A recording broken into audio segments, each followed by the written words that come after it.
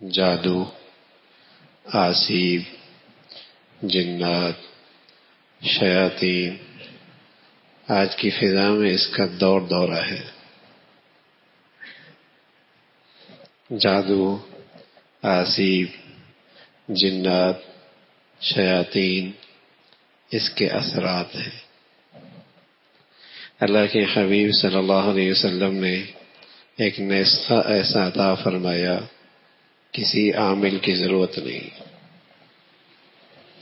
کسی عامل کی ضرورت نہیں ہے، کسی کے در پہ جانے کی ضرورت نہیں۔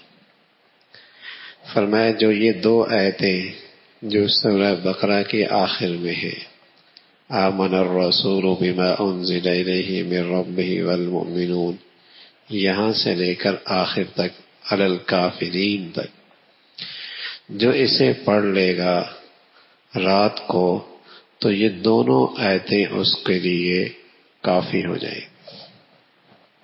ایک اللہ کے نبی نے یہ عمل بتایا، اور دوسرا عمل آپ علیہ الصلوۃ والسلام نے خود فرمایا، قل اعوذ برب الفلق، قل اعوذ برب الناس، قل هو اللہ، تینوں قل،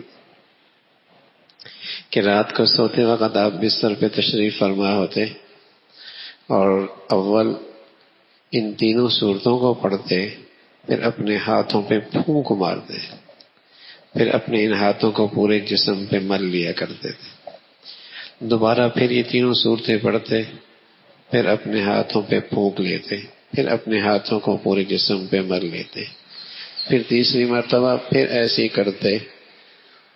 اللہ کے نبی صلی اللہ علیہ وسلم نے اپنے ارشاد سے بھی اور اپنے عمل سے بھی جادو سے، آسیب سے، جنات سے، شیاطین سے، حاسدین سے، نظر بد سے حفاظت کا امت کو نسخہ دے دیا۔ اب امت کی مرضی ہے اپنی نبی کی بات مانے یا در در کے ٹھوکرے کھائے۔ اب اس کی مرضی ہے اپنی نبی کی بات پر اعتماد کرے یا در در جا کے خوار اور پریشان ہو۔ کہیں جاتا ہے وہ اسے اور بدگمانی میں مبتلا کر دیتا، فلاں نے کیا ہوگا، اس کے پاس وہی آئی ہے کیا؟ بدگمانی حرام۔ اس اوقات بھائیوں میں جھگڑے ہو جاتے ہیں، بہن بھائیوں میں بدگمانیاں پیدا کر دیتا ہے، ساس بہو میں بدگمانیاں پیدا کر دیتا ہے، بے دین ہے، حرام میں مبتلا کر رہا ہے۔